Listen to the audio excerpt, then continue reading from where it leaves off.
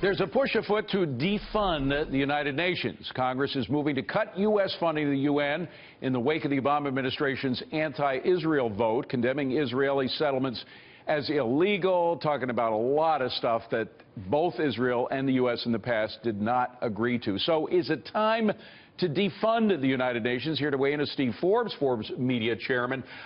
Steve, does the UN do more harm than good? It's done a lot of harm. Their peacekeepers, for example, introduced cholera into this country of Haiti. There have been numerous reports of abuses of the civil population. So the UN, in areas where they should be doing good, like health care, agriculture, labor relations, and the like, they're not doing it.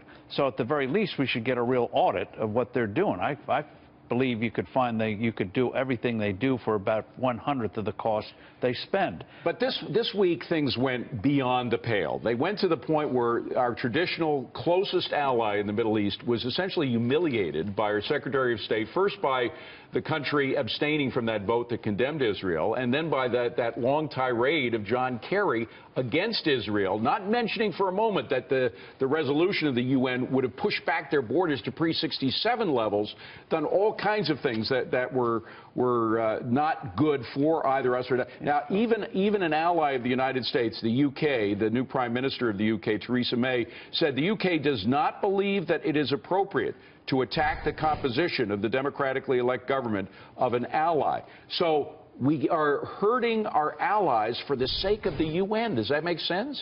No, and this is not for the sake of the UN, not to defend the UN, but the U.S. was a precipitator of that anti-Israeli resolution. That information. You agree with what the Israelis say about that? Yes, then that information's coming out. They would know.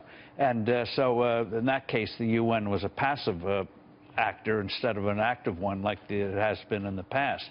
But in terms of the future, if we don't, we can remove some of the funds. But one of the things we should do long term, in addition to the audit, is we provide about 25%, 30% of their funding. How about we have 25 to 30% of the voting rights in the UN? Sounds we do that with the IMF. We do that with the World Bank. Yeah. Yes, we do have a veto on the Security Council, right. But in the chamber of over 190 nations, we're one of 190. Well, part of the problem is we don't know exactly how much we do give to the United Nations. There's a $3 billion overall charge for the year. Then you hear numbers like $8 billion. Well, let me put that up on the screen, because there's something called a voluntary contribution. The last time we could check on that was in 2010, because they're very reluctant to give it up. That was almost $7.7 billion. Should we pull that and just fund specific things that we agree with, like some of their welfare programs for the poor? Well, and fighting particular diseases if they can show they're capable of doing it better than other organizations. Absolutely, in a crisis. But the thing is, that was last time, 2010, that we got a real breakdown of the monies that we give to that organization. At the very least, we should know each year how that money is spent. And we should demand outside auditors go in and see what happens in there. Auditors? No, they don't believe in auditors at the UN. How about us repealing Sarbanes-Oxley, which has done real harm to U.S. investors here in terms of unnecessary costs, and have those auditors go and work at the UN?